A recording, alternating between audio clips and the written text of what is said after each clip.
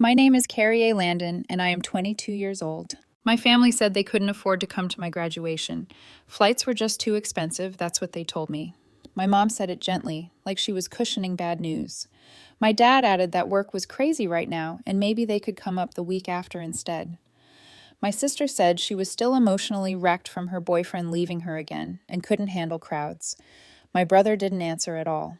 He texted me 3 days later with a vague, "Got a lot going on." I kept telling myself there was no way they really wouldn't come. Not all of them. Not this time. This wasn't just another birthday or random weekend. This was my graduation.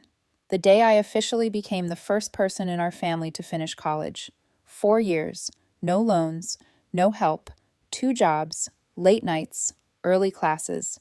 I paid every cent myself. All I wanted was for them to sit in the crowd for an hour. When the day came, it was just me. No familiar faces, no clapping with my name, no one holding a phone up to record. Just a folding chair with my name taped to it and a diploma handed to me by someone who didn't know me.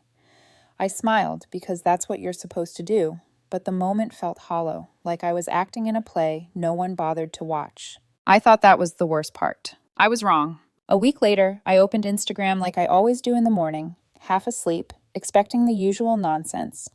Instead, I was hit with a full family Disneyland trip. My aunt posted first, then my mom, then my sister. They were all there, matching red shirts that said family first, Mickey ears, fireworks, churros, my dad holding a turkey leg the size of his head, my brother's wife smiling. Even my sister, suddenly fine, wearing a sparkly headband and a frappuccino like heartbreak had never happened. Not a single message to me, not a mention, not a wish you were here. That's when it finally clicked. They weren't too busy. They didn't forget. They just didn't care enough. I laughed out loud, alone in my apartment, because it was so cruel it almost felt like a joke. The kind where you're the punchline and everyone else already knew. I had spent years making excuses for them, telling myself they were overwhelmed, stressed, doing their best. But this wasn't stress. This was a choice. And somehow, that hurt more than anything else. Looking back, the Disneyland trip shouldn't have shocked me. It fit the pattern perfectly.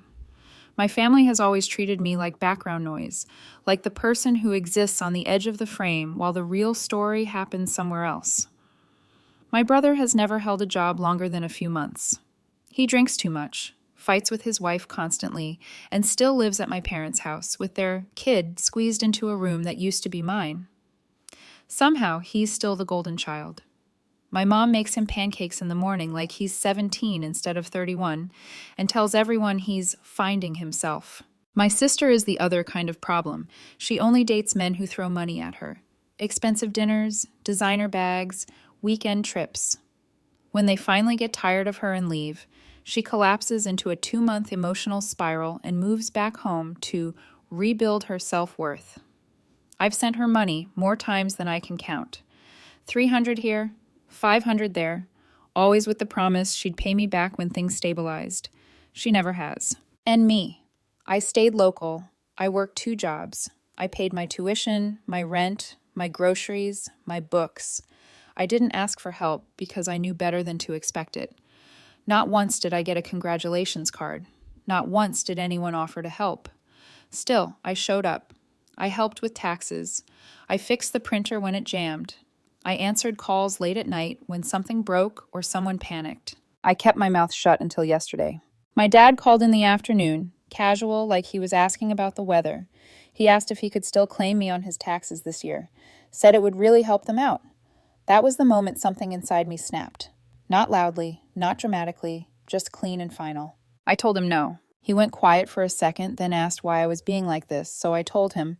I told him about my graduation, about sitting there alone, about the Disneyland photos, the matching shirts, the fact that they had money for churros and fireworks, but not for a flight to see me walk across a stage. He didn't apologize. He didn't even sound surprised. He said we should talk about it in person. He said he'd come by tomorrow. When he showed up, he was 20 minutes late, like always when it was something that only mattered to me. He didn't knock right away, just stood outside until I opened the door, holding a coffee like this was a normal visit. He walked past me and sat down without being invited. The first thing he said wasn't sorry. It was that the trip had been planned a while ago, that everyone needed a break, that they hadn't done anything like that in years. He talked about my mom being stressed, about my sister needing cheering up, about my brother's kid deserving something nice for once. He said it had nothing to do with me and that I shouldn't take it personally. I asked him if he realized it was my graduation. Not just any day. The day I became the first person in our family to graduate college. He shrugged and told me I was being too emotional, that these things happen. I asked him if Disneyland just happened. He said they got a good deal, that it was family time, that they couldn't cancel everything last minute. He didn't even pretend they forgot. They just chose something else. Then, like it was nothing, he asked again if he could still claim me on his taxes. That's when I stopped pretending to be calm. I told him no, not this year, not ever again. I told him I was done being convenient, done being the one who worked nonstop while my brother drank away opportunities and my sister burned through money that wasn't hers. He told me I was looking at things the wrong way, that I was making it all about money. I told him it was never about money. It was about respect, about showing up, about acting like I mattered even a little bit. He leaned back, crossed his arms, and said something I'll never forget. He said, "You've always been different, Carrie, always doing your own thing. Maybe you just don't understand how family works." I stared at him and realized that was the truth. Not about me, about them. I told him if that's what family meant to him, then maybe I didn't want to understand it. He said he didn't come there to be insulted. I told him I didn't ask him to come at all. He left without saying goodbye. 4 days passed. Silence. No calls. No texts. I thought I might feel guilty. I didn't. But I knew how this family works. They don't let go quietly. Not when they think they can still pull you back in. The invitation came through my mom, which already told me everything I needed to know. "Let's all have dinner," she texted. "Talk things out. It's time." No apology. No acknowledgement of what they'd done. Just an order wrapped in a smiley face, like if we all sat at the same table again. The past would politely excuse itself. I stared at the message for a full day, going back and forth. I told myself I wouldn't go. Then I told myself maybe I should, just once more, to see if any of them were capable of saying the words I'd waited years to hear. We were wrong. Curiosity won. I arrived around 6. Same old house, same cluttered living room, same smell of something overcooked mixed with one of those gas station candles my mom loves. Everyone was already there. My brother had a beer in his hand, laughing too loud at something on TV. My sister was dressed like she was heading to a club, scrolling on her phone. My dad stood in the kitchen talking like nothing had ever happened. My mom smiled too much. Look who finally came home. We sat down. My aunt had brought some cheap casserole. My nephew had headphones on, glued to a tablet, oblivious. It felt surreal, like I'd walked into a rehearsal of a family that only existed for appearances. My dad started things off. He said they wanted to clear the air. That family is all that really matters. That we shouldn't let small things blow up. He called what happened a misunderstanding. Then came the phrase they always use, the one that sounds like an apology until you listen closely. "We're sorry if you felt hurt." If! My sister jumped in next, talking about how hard her breakup had been, how mental stress affects everything, how it was selfish of me to expect her to drop everything for just one day. My brother followed, saying I'd always acted like I was better than them because I went to college and paid my own way. My mom said she didn't realize I was so sensitive. My dad leaned back like a judge who'd already decided the verdict. According to them, I was the problem. I'd ruined the family mood. I'd made things uncomfortable. I was cold, unforgiving, dramatic, ungrateful. They rewrote the whole story right there at the table, and for a while I just listened. I watched how easily they slipped into it, how natural it felt for them to place the blame back where it always landed. Then came the moment that almost made me laugh. My sister leaned over, lowering her voice so the others wouldn't hear, and asked if I could lend her $800. She said there was a designer bag she needed before it sold out, and she'd pay me back as soon as she could. She didn't look embarrassed. She didn't even hesitate. It was muscle memory. That's when I knew nothing had changed. I stood up so fast my chair screeched across the floor. Everyone stopped talking. My brother raised an eyebrow. My mom looked up from her plate. My dad didn't move. I told them I was done. Done being the responsible one. Done being the fallback plan.